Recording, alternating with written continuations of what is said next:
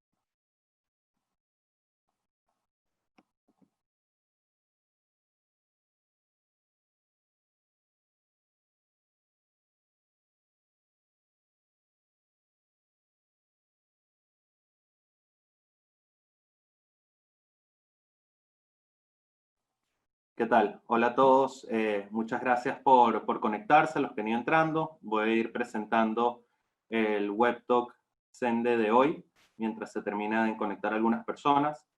El día de hoy tenemos un panel excelente, nos acompaña desde Presidencia Felipe Muñoz, Presidencia Colombia. Recordamos que hoy vamos a estar centrados en la temática de la migración venezolana en Colombia. Felipe Muñoz es el asesor especial para la presidencia de Colombia en cuanto a la crisis migratoria venezolana. Víctor Bautista nos acompaña desde el norte de Santander, desde la ciudad de Cúcuta, es secretario de frontera de la Gobernación del Norte de Santander. Y María Clara Roballo nos acompaña también desde Bogotá. Ella es investigadora de la Universidad del Rosario y específicamente del Centro del Observatorio de Venezuela, la Universidad del Rosario. Todos vienen haciendo seguimiento cercano en estos últimos años a lo que ha sido el fenómeno migratorio venezolano. Y bueno, al igual que hemos venido haciendo nosotros desde Equilibrium Center. La verdad que les agradecemos primero a todos los panelistas por acompañarnos hoy, por tomarse su tiempo de compartir la visión que tienen sobre este desafío con nosotros y con todos los que nos están escuchando. Y a todos los que se están conectando también les agradecemos mucho por participar nuevamente en una de estas actividades. El día de hoy vamos a empezar, como siempre, con una presentación de algunos de los resultados que hemos levantado desde Equilibrium Sende. Hemos realizado una encuesta regional a la población migrante venezolana en la región andina, en lo que viene a ser específicamente Colombia, Perú, Ecuador y Chile. Y estos resultados han arrojado, nos dan una idea de cuál es la situación de la población migrante en estos momentos. La situación es complicada, es dura, y eso lo va a mostrar los resultados de la encuesta. Y esperamos que esto sea lo que da inicio a la conversación, al debate con Felipe, con María Clara, con Víctor, para entender un poco qué es lo que le espera, qué es lo que viene haciendo el Estado y qué es lo que le espera a la población migrante y al Estado colombiano en los próximos meses. Entonces, bueno, sin más que comentar, vamos a ir dando inicio a esto. Voy a compartir mi pantalla en este momento para mostrar la presentación. Y bueno, para ver. Nuevamente nos encontramos aquí analizando la situación de la población migrante venezolana en la región. Esta vez nos centramos en Colombia. Y como decía, hemos realizado desde Equilibrium Sende una nueva encuesta en junio, lo cual nos da una imagen muy clara de lo que está sucediendo. Para partir, sabemos que hay más de 5 millones de migrantes venezolanos, migrantes y refugiados venezolanos en el mundo, de los cuales el 80% se encuentra en América Latina y más del 35% se encuentra en Colombia, siendo Colombia el principal país receptor de la población migrante venezolana. y por ende, bueno, enfrentando importantes desafíos en el manejo de una crisis que nadie podía anticipar en estas magnitudes. Una crisis que no fue de creación de Colombia, sino que fue creación de una serie de políticas y procesos fallidos de desarrollo en Venezuela, que ha derivado, pues, se ha transformado en un desafío, un problema regional. En ese sentido, uno de los primeros puntos que quisimos abordar en la encuesta fue el tema de cuáles son las causas de migración, por qué salen los venezolanos de esta manera tan masiva de Venezuela. Y bueno, no es ninguna sorpresa lo que arrojan los resultados y refleja el deterioro de la situación económica, social y política en Venezuela. La principal causa que observamos es la causa laboral, salir buscando oportunidades de trabajo, seguido de la violencia e inseguridad que ha venido escalando en Venezuela, y hay razones de políticas, y un grupo importante, y esto es muy distinto en Colombia a los otros países, ha salido por motivos de salud, es decir, migran por acceder a servicios de salud en el país vecino. Algún dato importante respecto al tema de la inseguridad y la violencia es que 39% de los migrantes ha salido con un motivo, o ha sido, entre los motivos principales, ha sido el haber sido víctima de un delito en Venezuela, y un cuarto de ellos, de hecho, fue víctima de un delito por parte de la policía u otro grupo de seguridad. O sea que nos parece muy preocupante porque describe el deterioro de los sistemas de seguridad y las fuerzas de seguridad en Venezuela. El primer desafío con el que se encuentra la población migrante al salir de su país es obviamente el de la regularización migratoria. Si bien Colombia no exige visas para acceder al país, sí encontramos que, bueno, para poder hacer vida en el país, obviamente el estar de manera regular es un paso muy importante. Y los principales desafíos que está encontrando la gente, los venezolanos, para regularizarse, son el no contar con los documentos necesarios para realizar el proceso, seguido de una falta de información y los costos que puede implicar un proceso de regularización. Algo importante entender de la población migrante es que es una población relativamente calificada. Encontramos que más de 20% cuenta con estudios universitarios completos y un 17% con estudios técnicos superiores completos. Estamos hablando de que cerca, si sumamos a los que tienen maestría o posgrado, más del 40% de la población migrante cuenta con estudios superiores. Sin embargo, solo un 3% de ellos ha logrado convalidar sus títulos y por ende acceder a el ejercicio de su profesión. Entonces ahí puede haber un potencial desperdicio de este capital humano en su proceso migratorio. Los principales desafíos para la convalidación de los títulos son el costo, el no contar con los documentos necesarios y el no tener conocimiento del procedimiento. Vamos a ver que en general la desinformación y los costos son un factor que se repite mucho en los desafíos que enfrenta la población migrante en los países receptores, producto de su condición de salida en gran parte, en una condición muy vulnerable, sin ahorros y sin recursos, un proceso de migración muy precario. Para ver, si vemos lo que ha sido el impacto de la cuarentena en la situación laboral, es evidente que la cuarentena ha tenido un impacto muy alto. La población migrante es una población especialmente vulnerable. Todos los países han enfrentado desafíos muy significativos con la llegada del COVID-19, que se han traducido en un impacto sobreproporcional en sus poblaciones más vulnerables, entre ellas la población migrante. Vemos que una cantidad muy importante de venezolanos se ha quedado sin trabajo durante la cuarentena y se encuentran buscando trabajo, es decir, son desempleados. Otros ya se encontraban desempleados antes, y de quienes están trabajando, una parte importante lo está haciendo sin tener las autorizaciones pertinentes para hacerlo, es decir, por necesidad absoluta. Vemos que ahora ha cambiado un poco esto. Ahora, si vemos a los que están trabajando en este momento, hay una mayor proporción de ellos que tienen un contrato laboral, es decir, quienes tenían un contrato laboral antes han tenido mayor éxito, por supuesto, en mantener su trabajo durante la cuarentena, donde entra el factor de formalidad y lo relevante que es. Un 23% de quienes está trabajando ahora tiene un contrato laboral. Si veíamos los números antes de la cuarentena, este número era un poco menor.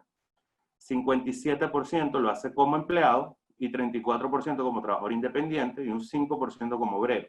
Y aquí vemos una diferencia con algunos de los países vecinos de la región. Si vemos a Perú, por ejemplo, los porcentajes son invertidos. una mayor cantidad, más de la mitad de la población, está trabajando como trabajador independiente y alrededor de un tercio como empleado. Entonces, sí vemos que quienes están ejerciendo su oportunidad laboral en este momento, muchos de ellos lo están haciendo como empleados. Y cuando preguntamos sobre las principales barreras para la inserción laboral, los migrantes venezolanos nos comentaban que la discriminación y la estigmatización juegan un rol importante, o por lo menos es lo que perciben, juega un rol importante en el proceso, el no contar con los permisos de trabajo pertinentes, algunas situaciones de abuso laboral que pueden ir hacia una mayor cantidad de horas trabajadas por un menor sueldo, y la no convalidación de títulos, sobre todo para aquellos que son profesionales, presenta una barrera importante para insertarse en el mercado laboral, por lo menos ejerciendo su profesión. Si vemos el envío de remesas, sabemos que es algo fundamental para la población migrante. La situación económica en Venezuela ha hecho que la población venezolana en el país se encuentre en una situación muy precaria, de hecho por eso migra buena parte de ellos, y quienes migran son un sostén importante de sus familias en el país. Y en ese sentido vemos que alrededor del 68% de los migrantes envía usualmente remesas a Venezuela, pero esto se ha visto también fuertemente afectado por el COVID. Naturalmente, si no pueden trabajar, si no pueden generar ingresos, es difícil enviar remesas al país vecino. Entonces, ahí estamos viendo que el impacto del COVID no solo tiene un efecto negativo en la población migrante en Colombia, o en Perú, o en cualquiera de los países vecinos, sino que también afecta las posibilidades de sustento de sus familias en Venezuela. El acceso al sistema educativo, vemos que ya buena parte de la población ha podido ir, los niños han podido ir accediendo al sistema educativo. En el 2020, alrededor del 83% estaba matriculado, y de ellos un 93% asistía a una escuela pública. Las principales razones para no matricularse parten del punto de los problemas económicos, de la necesidad de contar con que el niño trabaje, por ejemplo, para poder sostener a la familia, y la dificultad por encontrar vacantes, cosa que es un problema que están enfrentando todos los países vecinos al observar una demanda mayor sobre el sistema educativo, sistemas educativos que ya de por sí enfrentaban dificultades antes de la llegada de la población migrante. La educación a distancia ha sido un desafío para muchos, 64% lo estaría estudiando de manera regular, y la principal razón para quienes no lo están haciendo es el no contar con los medios para hacerlo. No contar con una televisión por donde ver programas de educación públicos, no contar con acceso a internet regular que permita, o los equipos para que los niños puedan estudiar, ¿no? En cuanto al servicio de salud, vemos que el acceso a la salud es complejo para los migrantes. La mayoría de ellos no está afiliado aún a un seguro de salud, si bien en el caso del COVID se han hecho excepciones y se han permitido accesos más fáciles para quienes no han estado asegurados. Esto es un problema que va más allá del COVID y que presenta desafíos para satisfacer las necesidades de salud de la población migrante. Y cuando entramos a las condiciones de vivienda, vemos altos niveles de hacinamiento, cosa que combinado en este contexto de pandemia genera preocupación. Vemos que más del 50% de los migrantes vive con más de 3 personas en un cuarto. Y además vemos que hay un miedo o una percepción alta de un riesgo de desalojo, cosa que se manifiesta por la cobertura que han tenido los desalojos, los pocos desalojos que se han ejecutado, y es el miedo que ha generado eso en la población migrante. Y para cerrar, queríamos tocar un poco el tema de la ayuda humanitaria durante la cuarentena. Preguntamos si habían recibido algún tipo de ayuda humanitaria, más del 40% manifiesta haber recibido ayuda. Esta es la proporción más alta que hemos visto en la región. La mayoría de ellos, o el grupo más grande, lo ha recibido de parte del gobierno colombiano. Y esto es una diferencia grandísima con el resto de los países de la región. El gobierno colombiano ha tenido una respuesta y un apoyo a la población migrante durante la pandemia muy superior a lo que hemos visto en países vecinos como Ecuador, Perú y Chile. Y bueno, la mayoría de la ayuda se ha recibido en modo de alimentos, por supuesto. Esto es un poco el panorama general, algunos de los resultados que queríamos traer a la conversación sobre lo que ha sido el impacto de la pandemia y la situación general de los migrantes en estos meses que vienen. Y bueno, con esto queremos abrir entonces la conversación con nuestros panelistas y en ese sentido creo que lo ideal sería partir por el mismo representante de presidencia y partir por lo más alto del gobierno colombiano. Felipe, muchas gracias por acompañarnos. Hola Gustav, es un gusto para mí estar acá. Un saludo especial a Víctor, nuestro secretario de Fronteras en Cúcuta, que tiene una tarea difícil y compleja en esa zona de frontera, y a María Clara, que desde la Universidad del Rosario han sido unos aliados académicos muy respetados. Y yo quiero agradecerles porque estos insumos nos ayudan en decisiones de política pública. Dos reflexiones, Gustav. La primera: el gobierno de Colombia venía ya teniendo una estrategia consolidada de atención a migrantes. En unos temas teníamos más avances que en otros, pero claramente la pandemia nos cambió la agenda y nos tocó diseñar un programa específico compuesto de 6 puntos. Uno inicial de atender un tema de retorno humanitario, del cual podremos hablar ahora. Uno segundo de abrir los sistemas de salud para los migrantes. A hoy el 1,23% de todas las personas que están contagiadas en Colombia son migrantes, un porcentaje mucho menor a su población, pero de todas maneras quiere decir que como parte de la población pues también han tenido apoyo y ayuda. La tercera, haber volteado todos los programas de la cooperación internacional hacia temas de transferencias monetarias directas para ayudarles en lo que usted bien identifica, lo que tú identificaste bien ahí, que era el riesgo de desalojo y el tema de vivienda. 4, 1 millón de personas cubiertas con 200.000 raciones alimenticias, mercados para 3 semanas que repartió el gobierno nacional, y creo que eso lo refleja la encuesta. Adicional a 40.000 de ellos que quedaron incluidos en el programa Ingreso Solidario. Adicional a una intervención en 4 puntos especiales de frontera: Villa del Rosario, Víctor lo puede contar ahora, en la frontera con Cúcuta; Maicao en La Guajira, y Piales en el sur de Colombia, y Soacha al lado de Bogotá, y un ejercicio muy importante de comunicación con todos los cooperantes internacionales. Desarrollamos ese programa de 6 puntos, lo hemos ido evaluando, creo que sirvió y funcionó haber hecho un programa especial para incluir a los migrantes, y de todas maneras reveló también unas debilidades. Solo menciono 3 para darle paso a los otros panelistas. La primera: necesitamos trabajar más en los temas de vivienda. Es muy importante, que esta crisis nos ha demostrado, y por ello tenemos 2 préstamos andando en proceso de preparación con el Banco Mundial y con el BID para recibir recursos no reembolsables y buscar mecanismos que nos pongan a hablar de habitabilidad de los migrantes, porque ahí tenemos un tema complejo. Lo segundo: nos ha aumentado desafortunadamente la xenofobia, y eso, en un proceso de recursos escasos, tenemos que trabajarlo de manera más rápida. Y tal vez lo tercero y fundamental: hacer un esfuerzo adicional en la afiliación de los migrantes al sistema de salud. Hoy, de los 700.000 que tienen permiso especial de permanencia y que tienen derecho a estar en el sistema, solo tenemos el 30% afiliado, un poco más de 200.000. Yo dejaría como una primera reflexión de qué nos ha representado la pandemia desde el punto de vista de logros, que yo creo que fueron positivos, y también de retos a futuro. Gracias, Gusto. Gracias, Felipe. La verdad que como comentaba al final, sí hay una diferencia evidente en cuanto a la acción que ha tenido el gobierno colombiano en cuanto al apoyo a la población migrante comparado con algunos países vecinos.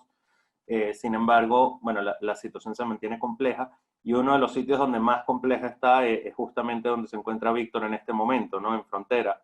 ¿Cómo ha sido, Víctor, la percepción de la situación actual en el norte de Santander? Bueno, muchas gracias, Gustav, y saludo a Felipe y a María Clara que están aquí con nosotros, y a todos los que nos escuchan. Pues acá en la frontera yo creo que hay 4 dimensiones que hay que saber cómo se gestionan cada una de ellas. La primera tiene que ver con su condición de zona cercana a Venezuela. Tenemos un poco más de 200.000 venezolanos en este departamento. Eso es un porcentaje bastante grande sobre el total de la población. Y el principal reto con esta población es encontrar sus servicios educativos para todos los que están en su proceso de formación. El tema hospitalario, que aquí en esta región juega un papel importantísimo. Aquí un solo hospital como el Erasmo Meos ha atendido ya casi a más de 1 millón de atenciones a población migrante, y encontrar la manera de que el tema laboral con ellos logre avanzar hacia una estabilización, pasando un poco del componente humanitario al componente productivo, como quiere la región, que logre la migración que está estabilizada de alguna manera en esta región. El segundo tenía que ver con la población pendular. Aquí hay un modus vivendi de mucha gente en Venezuela, que es entrar y salir a Colombia de manera muy rápida, en 1 o 2 días. El cálculo es que en esta zona más de 1,5 millones de entradas mensuales se producían de venezolanos que venían a diario, y ese péndulo también requiere algunas formas de atención básicas. El tercer nivel tenía que ver con entender un poco este proceso de retorno o reflujo migratorio que nos sorprendió, para ser sinceros. Ya van más o menos unos 80,000 migrantes que hemos visto casi por los mismos caminos por donde salieron, volver a regresar en unas condiciones que requieren asistencia humanitaria y que requieren algunas formas básicas de apoyo aquí en la región. Y el cuarto nivel, que ahora nos sorprende un poco más, que tiene que ver con el remigración, diría yo, a esa que fue a Venezuela, que ya también se está encontrando con algunas dificultades y que se encuentra casi en la misma carretera con grupos que van hacia Venezuela y otros que van bajando hacia Colombia. Eso es una situación muy particular, y tener que separar esas cuatro tendencias para entender un poco la migración nos conlleva a hacer como cirugía migratoria, entender cada grupo con qué instrumentos se trabaja y diríamos ponernos un poco en los pies de los migrantes, ver de qué manera encontramos estabilidad en medio de todas las complejidades, y como un departamento limítrofe que ha estado en la historia con Venezuela siempre ligado. Nosotros casi que no vemos a los venezolanos como extranjeros, nosotros los vemos como unos más de nosotros aquí en esta zona de frontera, pero dilucidar y encontrar elementos de política pública para esos 4 niveles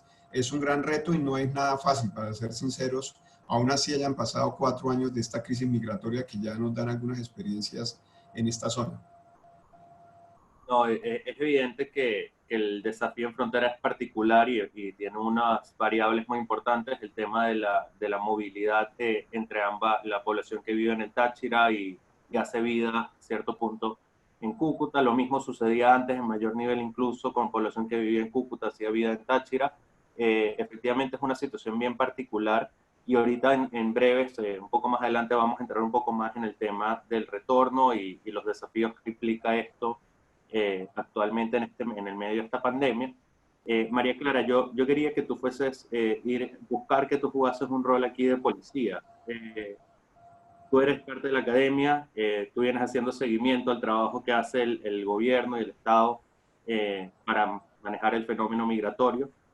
Una de las grandes preguntas que viene siempre es, estamos hablando de un fenómeno migratorio que es producto de una crisis, un deterioro de la protección de derechos en Venezuela, la garantía de derechos en Venezuela, el acceso al empleo, el acceso a la salud, el acceso a la alimentación. ¿Cómo ha respondido a tu percepción el gobierno colombiano a este desafío, y sobre todo ahorita en lo que ha sido el contexto de la pandemia? Bueno, muchas gracias ante todo, Gustav, por la invitación. Un saludo también muy especial a Felipe y a Víctor y a todos quienes están conectados hoy. Bueno, ante tu pregunta puntual, pues digamos que Colombia de alguna u otra forma ha tenido siempre una postura de apertura, obviamente una postura circunstancial al ser ese gran vecino de Venezuela. Incluso esa apertura es una postura pragmática para asumir el tema migratorio. Entonces, pues en ese sentido, pues efectivamente el desafío que hoy recibe este gobierno, ya que era de por sí muy grande con el tema migratorio, de recibir una diáspora, pues ante el COVID-19 esto aumenta muchísimo más. A nivel de gobierno nacional hemos visto que se han dado unas ayudas, ha habido efectivamente algunos eventos y algunas circunstancias en donde hemos visto temas de discriminación por parte de algunos gobernadores locales y bueno, algunas circunstancias muy puntuales. Pero de alguna u otra manera el gobierno nacional ha venido respondiendo, intentando involucrar a la población migrante, eso tenemos que reconocerlo. Sin embargo, los desafíos son muchísimos, y es que efectivamente pues, la movilidad humana, si bien se ha disminuido muchísimo, es un fenómeno que no termina.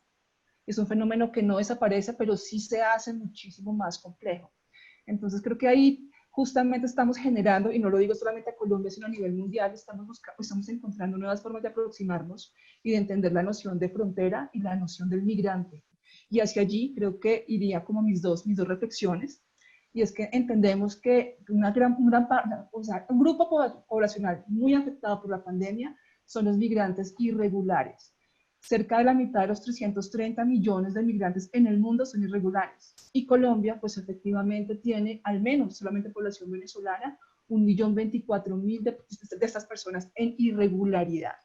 Y pues efectivamente esa irregularidad va a definir, a determinar la mayoría, o por lo menos en la mayoría de los casos, las pocas o las bajas condiciones de vida de las personas. Migrantes que ya tenían problema para el acceso a derechos naturales, políticos y económicos, y ahora en la pandemia también es una población que tiene un alto riesgo de contagio justamente porque esa irregularidad le da una vida bastante poco de prever, en un ambiente muy volátil, y eso hace que haya una movilidad muy grande, e igualmente es una población que se le dificulta muchísimo mantener una cuarentena. Entonces, en este sentido, el tema de la identificación, la regularización y el acceso pleno a derechos, sabemos que es un camino espinoso, pero pues Víctor y Felipe saben que efectivamente si nos conducimos hacia allá, pues justamente vamos a lograr una mejor gestión de la migración.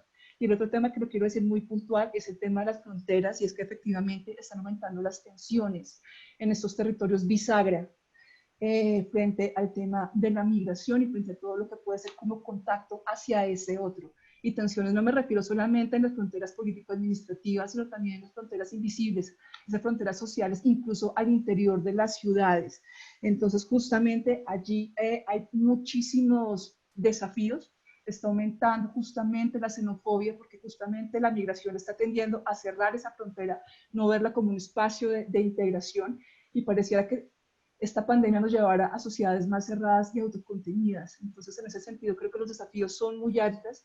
La xenofobia está en crecimiento en los últimos meses, y creo que hacia allí se tienen que generar muchas políticas al respecto, e igualmente en proveer que esos sean espacios seguros, pues porque efectivamente que no haya un paso abierto y oficial para personas y mercancías, lo que estamos también es generando que grandes o que grupos armados al margen de la ley estén mediando estas dinámicas, y esto pues efectivamente implica víctimas mortales incluso hoy en estos territorios. Bueno, ahí hay efectivamente una combinación entre lo que es el manejo de la migración y lo que es el manejo de las relaciones políticas entre ambos países, ¿no? Se combinan ambos factores en cómo, en lo que se traduce la situación en frontera y las posiciones que pueden tomar los gobiernos frente al tránsito. Felipe, yo quería ir un paso más atrás, quizás antes de la pandemia.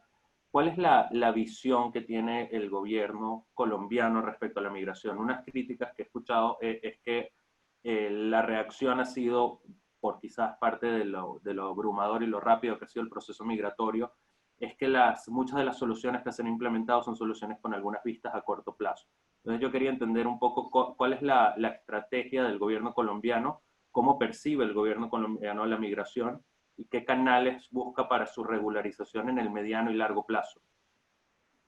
Dos mensajes. Efectivamente, cuando empezó el proceso, Víctor hacía parte del gobierno nacional y sabe que nadie estaba preparado ni para la dimensión ni para el volumen. Colombia tenía hace 6 años 140.000 extranjeros en su totalidad, por lo tanto un flujo de más de 2.300.000 personas, porque hay que contar que hay 500.000 retornados colombianos de primera y segunda generación que ni siquiera están en este conteo. Pues no estaba preparada la institucionalidad, y efectivamente se han ido dando respuestas, pero cada vez con una visión de más mediano plazo. La primera, se sigue avanzando con regularización. Hubo 2 nuevas medidas de regularización en enero.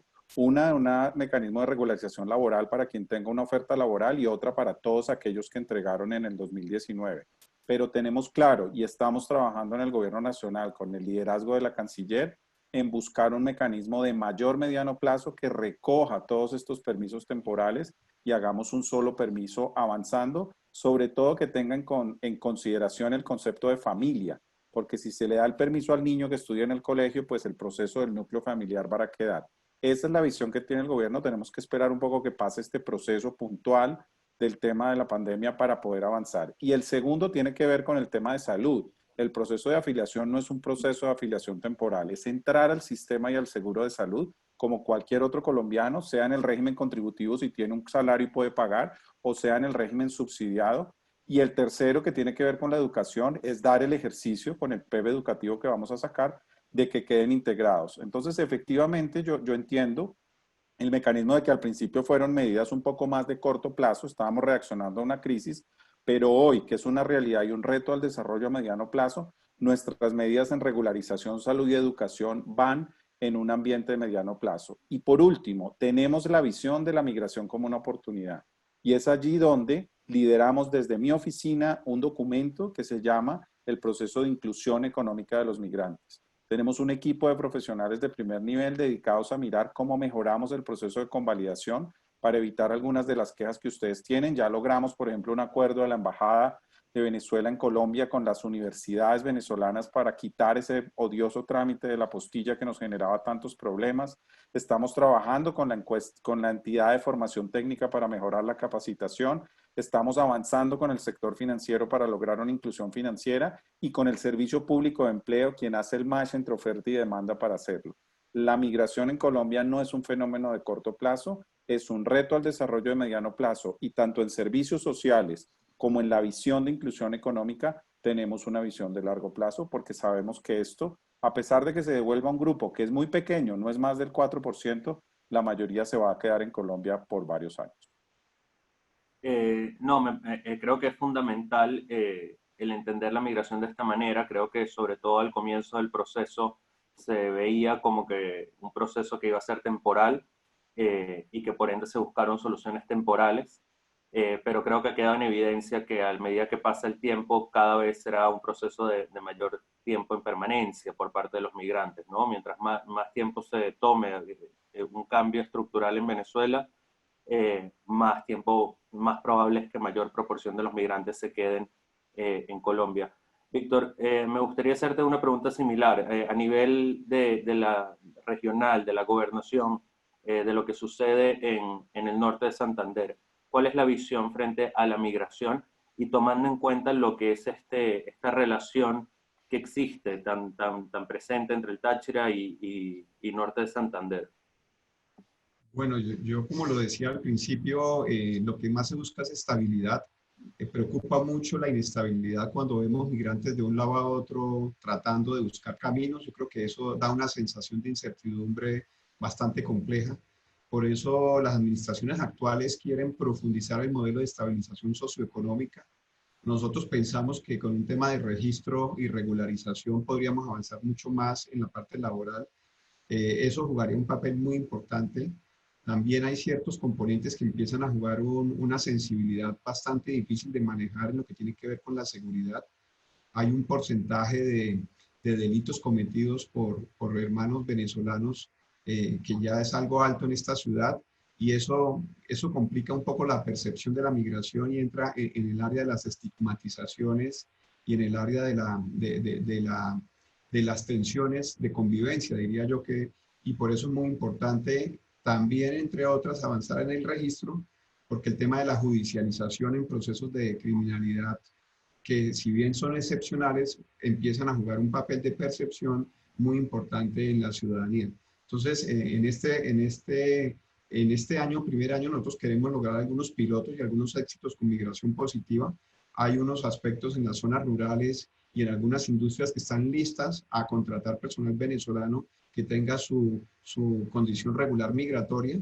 Ya tenemos unos 5 renglones identificados y esperamos avanzar, y creeríamos que hay que encontrar unas victorias tempranas en el tema productivo y económico con la migración, para no quedarnos un poco en ciertas percepciones de seguridad que en este momento, no voy a ser irreal, juegan un papel aquí en esta región y generan cierta resistencia en población que ha sido de las más solidarias del país al acoger muchísimos migrantes en esta zona. Entonces yo creo que ahí el tema también de percepción y seguridad ciudadana empezó a jugar un papel importante, y tendríamos que rápidamente, porque acá hay presencia de actores ilegales, ¿no? Estas fronteras tienen una presencia amplia de grupos irregulares y criminales, y estos grupos también concursan por la migración. Yo creería que aquí hay una competencia por ello, y no hay que ignorar que esa presencia de esas agrupaciones pone en peligro también la migración y la percepción de la migración del resto de la población local y regional. Yo creo que la inserción laboral eficiente está en el corazón de los procesos de integración social y económica de los migrantes. Sabemos que los países a nivel de América Latina tienen mercados laborales informales significativos, lo cual tiene efectos positivos y negativos. Por un lado, es más fácil insertarse en el mercado laboral para algunas personas en el sector informal, pero por el otro lado hace difícil el acceso a al empleo formal y dificulta, sobre todo para los migrantes profesionales, el ejercicio de su carrera. Entonces, esto puede derivar en un desperdicio, por decirlo de alguna manera, o en una pérdida, en no aprovechar el capital humano migrante, en un país donde todavía quedan muchas brechas por cerrar a nivel profesional. Hay una, María Clara, y quería entender un poco tu percepción sobre esto. Hay un tema con los permisos, con los PEP. Los PEP requieren en muchos casos de que las empresas hagan un esfuerzo que va más allá de lo normal para contratar un colombiano, para contratar un venezolano, un migrante, y esto puede dificultar pues, los procesos de inserción laboral. ¿Cómo percibes tú los procesos de inserción en el sector formal y las posibilidades que existen actualmente para ello? Bueno, antes que nada, yo siempre he sido una defensora del PEP, me parece un instrumento muy interesante. Sin embargo, pues siempre hemos hablado del observatorio la necesidad de que esté pensado desde un plazo a mediano o largo plazo, porque también si lo pensamos como una temporalidad mucho mayor al de 2 años, también va a facilitar y va a aumentar el interés de los empleadores y no simplemente tener todo un proceso de aprendizaje de una medida que es inédita para el gobierno colombiano para contratar una persona por 2 años. Entonces, pues efectivamente habría que pensar cómo justamente fortalecer ese PEP y celebro la idea o lo que dice Felipe Muñoz es justamente de entender al migrante no como un individuo, sino como un miembro de familia, una familia que también requiere accesos a derechos y a seguridad social. Ese punto, de hecho, estuvo muy presente en una de las mesas que hicimos con ayuda de la CAS en el gobierno, con actores y gestores locales en Bogotá.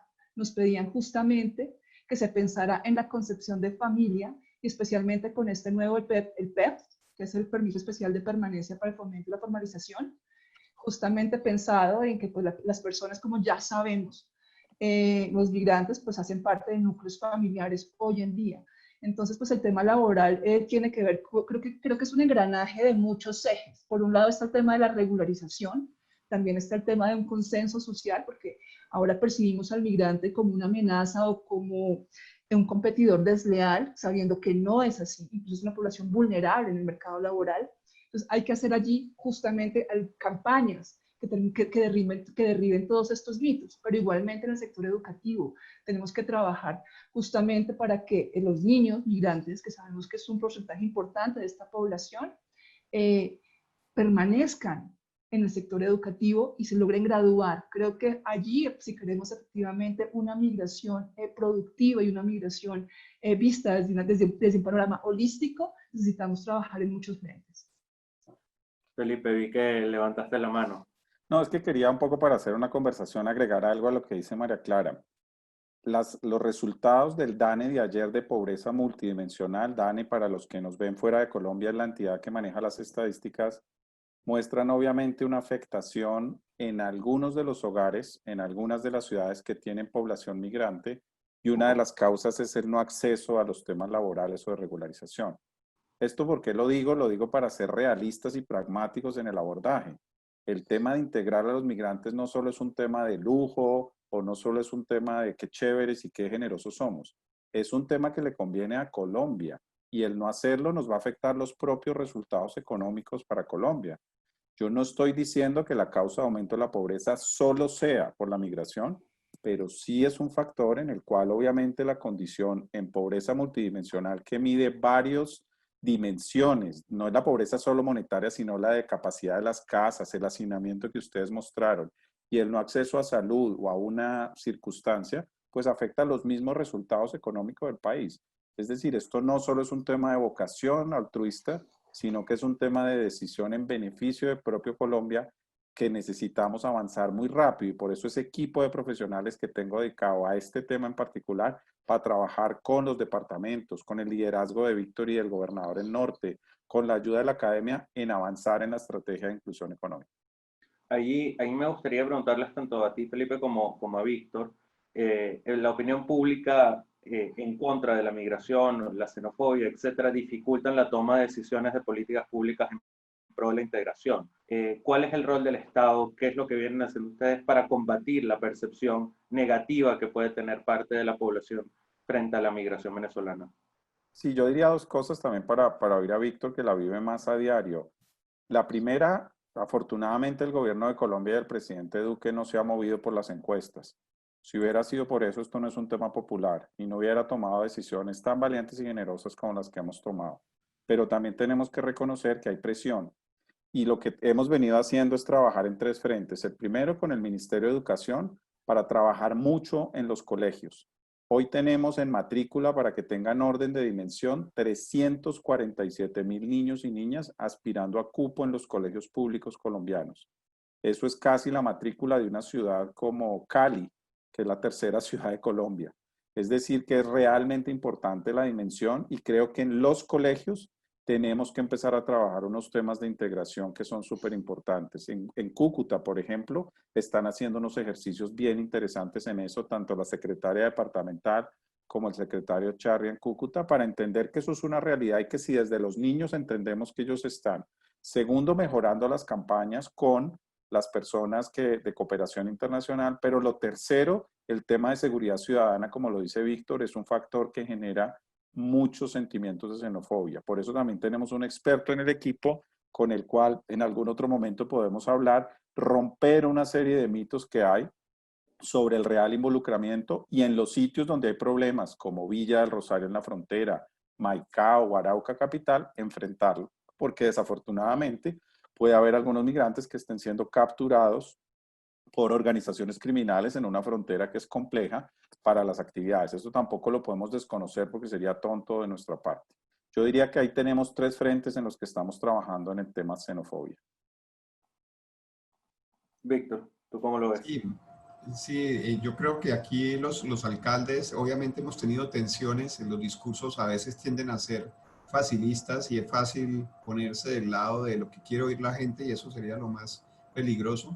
Pero yo creo que los mandatarios tienen una responsabilidad. Aquí en esta zona de la frontera no se puede dar el lujo de darle paso a una xenofobia después de 50 años de hermandad. Sería terrible para la historia de la relación colombo-venezolana.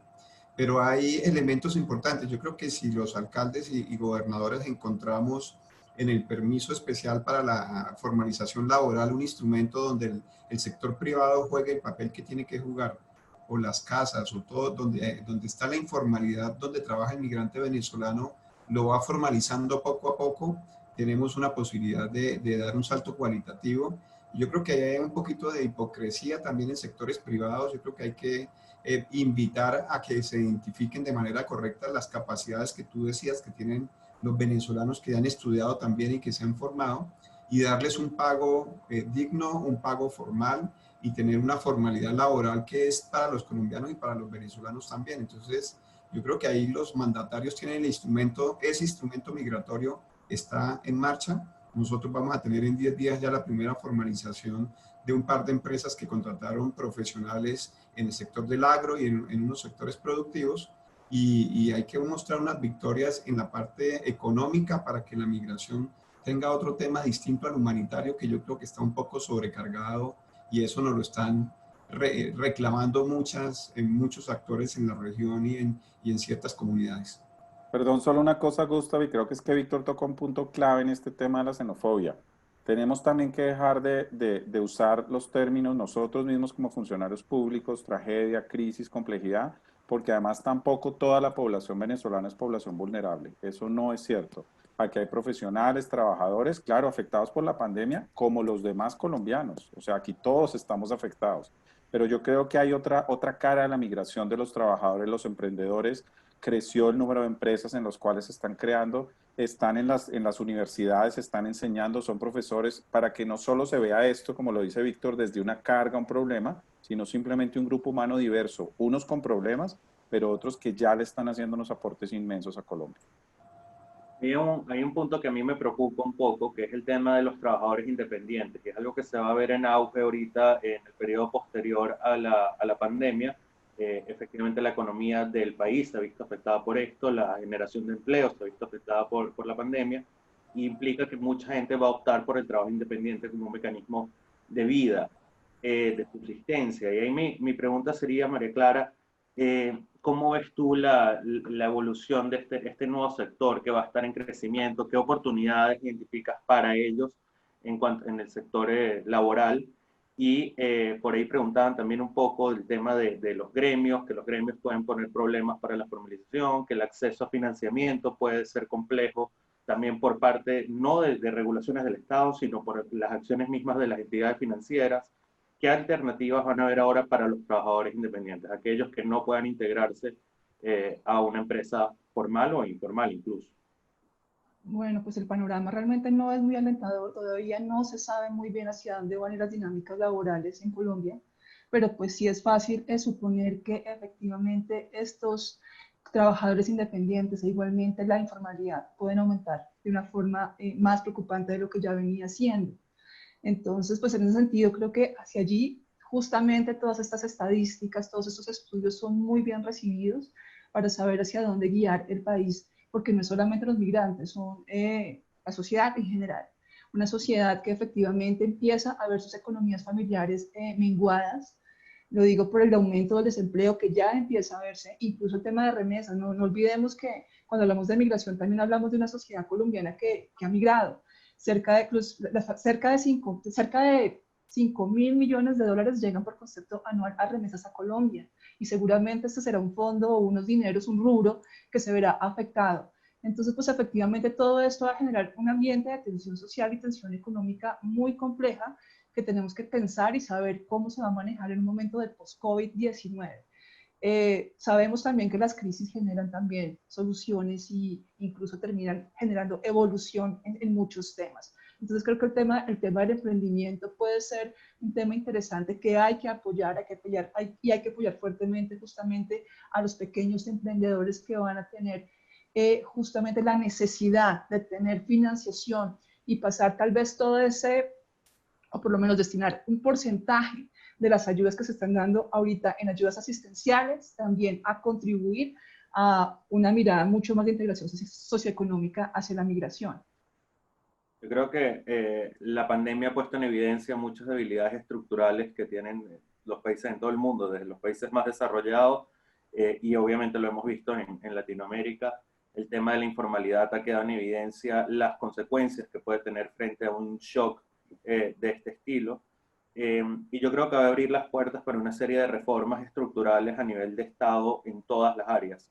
Y Felipe, algo que yo he admirado mucho y que creo que es una decisión muy pertinente fue la creación de tu puesto, de tu puesto de trabajo que ocupas ahora en lo que es la gerencia de frontera, en un rol de articulación de la política frente a la migración venezolana-colombiana. ¿Cómo ves que se puede integrar una visión o una perspectiva de migración en las políticas generales que va a sacar el Estado colombiano, las decisiones generales, los cambios estructurales que puede enfrentar el Estado colombiano post-COVID-19? Dos comentarios, Gustavo. El primero, hay muchas preguntas, y yo creo que no vamos a alcanzar a responderlas. Yo, con gusto, ahora en el interno, tú conoces mi correo, nos las enviamos y aquí seguras unas las contestará Víctor, otras María Clara nos ayuda, pero responderle a la gente, porque seguramente no vamos a alcanzar a responderle a todas. Aquí hay gente de la Universidad San Buenaventura de Cartagena, hay gente que está en Venezuela, hay gente que está en Perú. Está Alba, una líder maravillosa que tenemos en Bucaramanga, una mujer valiente, combativa que ha ayudado. Entonces, no vamos a lograr hacerlo. Pero miren dos cosas. Yo rescataría dos cosas y no independientemente de quién sea la persona, pero haber creado una posibilidad que desde presidencia ayude a organizar el tema, creo que fue un acierto. Víctor tuvo que ver en eso en su momento y ayudó porque Víctor estaba en Cancillería, pero esto es un tema absolutamente transversal. Para que tú tengas dimensión, mi orden de interlocución dentro del gobierno es con 18 entidades, más las gobernaciones, más la academia, más la cooperación. Entonces, realmente yo creo que funciona. Yo he tenido conversaciones con Roxana del Águila, quien ha hecho una tarea maravillosa a la cabeza de la Superintendencia de Migraciones de Perú, y creo que muchos otros países han querido copiar el modelo que yo creo que funciona. El segundo que creo que es importante es mantener esas mesas migratorias que en su momento Víctor lideró y que yo he seguido en ese proceso, porque es lo que nos ha permitido tener comunicación con alcaldes y gobernadores. Aquí, digamos la verdad, quienes son los héroes realmente de estos son los alcaldes y gobernadores, que son los que día a día tienen que enfrentar el tema. El gobierno nacional da línea, consigue recursos, obviamente ayuda, pero el que realmente gestiona la migración es la autoridad local, por lo cual creo que esa posibilidad de tener ese contacto es bueno. Y dos temas desde el punto de vista de dejar esto estructurado. El primero, en el plan de desarrollo, el presidente Duque nos pidió dejar unas normas que además han dado luz a dos proyectos de ley que hoy se discuten en el Congreso, que todavía pueden ser mejorables si hay debate, pero es una señal de que el gobierno de Colombia y el Congreso quiere, que es una ley de fronteras y una ley migratoria. Y a nivel local, trabajamos con las autoridades locales que están recién electas. Víctor y de la gobernación están recién electos.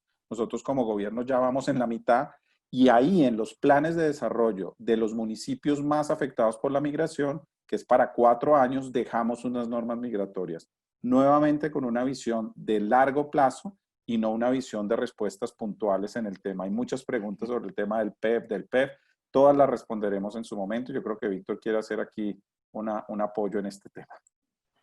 Sí, evidentemente, Gustav, yo creo que en este tema de la interlocución y donde recibir información, necesitaremos que muchas entidades abran su oficina de asuntos migratorios. Yo creo que muchos migrantes tendrán que ir a una alcaldía a preguntar, hacer una serie de preguntas, y la interlocución se tiene que volver más regional, en el sentido de que las ciudades que tienen muchos migrantes tienen oficinas de asuntos migratorios donde se resuelven esa interlocución del día a día, y yo creo que muchos migrantes dan vueltas por las alcaldías, dan vueltas por las gobernaciones, y resolver la minucia de qué se hace para un trámite, qué se hace para lo otro, ya va a ser de la cotidianidad administrativa de todas las alcaldías que tienen grandes flujos de migración.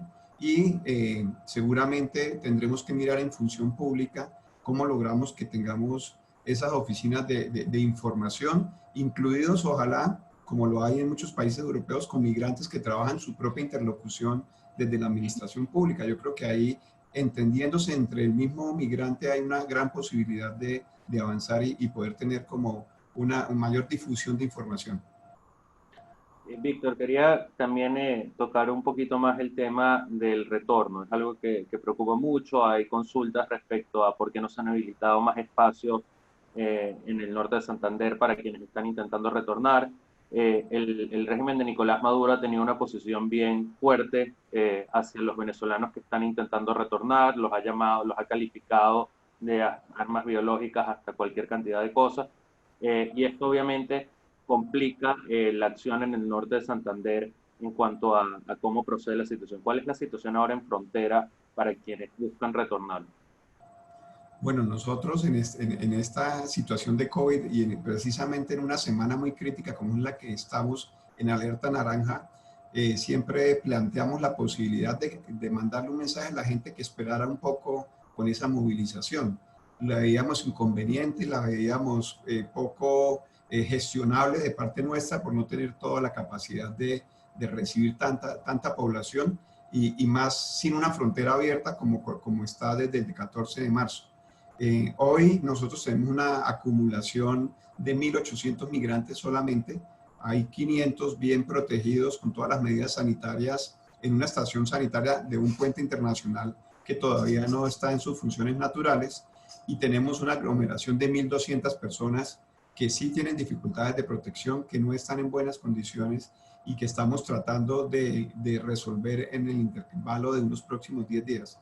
De manera que bajo estas condiciones y con la incertidumbre del COVID, que no sabemos cuándo vamos a tener una frontera abierta, en los próximos meses no sabemos si vamos a llegar a final de año con la frontera cerrada, creeríamos que hay que continuar con pequeñas cuotas coordinadas que nos permitan ir saliendo poco a poco, como lo hemos hecho con los últimos 6.000 migrantes que han pasado la frontera de una manera apropiada y con todas las medidas de protección, contrario a lo que se ha dicho en algunas fuentes del vecino país. Aquí Colombia ha sido tremendamente responsable en darle una salida sana y protegida a cada uno de los migrantes, sin importar las decisiones que hayan tomado para volver a Venezuela.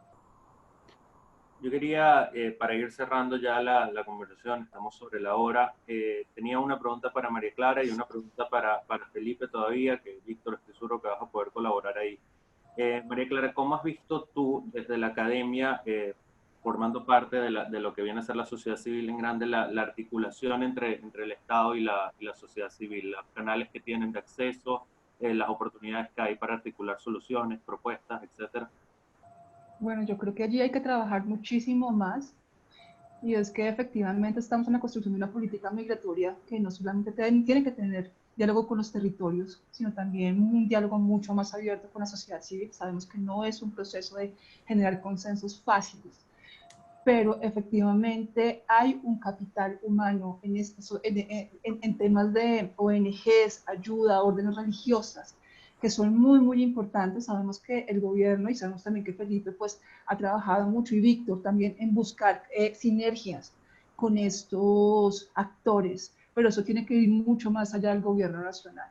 Efectivamente, si los gobiernos locales no se integran proactivamente al tema de la migración, difícilmente se van a integrar los migrantes. La migración tal vez es el arquetipo más clásico de cómo, de cómo algo internacional o la globalización se une directamente con la gobernanza local. Entonces, en ese sentido, sí se requiere efectivamente una articulación muy fuerte en todos los niveles administrativos públicos. Entonces, pues efectivamente, ahí siento que tiene que haber muchísimo más trabajo, pues porque de todas maneras las posibilidades de muchas órdenes religiosas, como lo vuelvo a decir, asociaciones de migrantes, muchas ONGs que estaban previamente antes del proceso migratorio y que trabajaban con temas de víctimas de desplazamiento interno, están allí, están teniendo un papel muy importante que tiene que ser mucho más potencializado. Ahí me da justamente la entrada para mi otra pregunta. Esto es un fenómeno regional, esto es un fenómeno de alcance regional que que requiere de respuestas regionales y requiere de soluciones regionales. Colombia sola no va a poder hacer frente a este desafío. Obviamente el problema o la raíz del fenómeno migratorio está en Venezuela, pero la respuesta se ha transformado, la situación se ha transformado en un desafío regional que a nuestro parecer requiere de una respuesta regional. Felipe, ¿cómo percibes tú la articulación regional hasta el momento? Han habido una serie de decisiones unilaterales de algunos países, han presentado desafíos justamente para Colombia en muchos sentidos.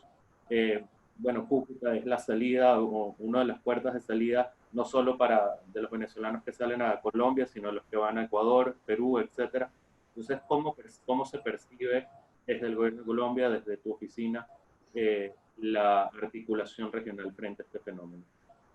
Esta es una tarea de responsabilidad principal de Cancillería y la Cancillería y el equipo de Cancillería nos ha instruido en dos niveles. El primero, mantener la instancia del Grupo de Lima como diálogo político de los países, que lo que busca es obviamente que haya una democracia en Venezuela y que esperemos obviamente que no se siga deteriorando las condiciones en ese sentido. Pero desde el punto de vista técnico, pues lo que se ha creado es el proceso de Quito, que permitió en algún momento una serie de avances técnicos de discusión, pero pues que francamente se ha visto, digamos, suspendido por decisiones unilaterales respetables de los países, pero que claramente generan unas circunstancias complejas.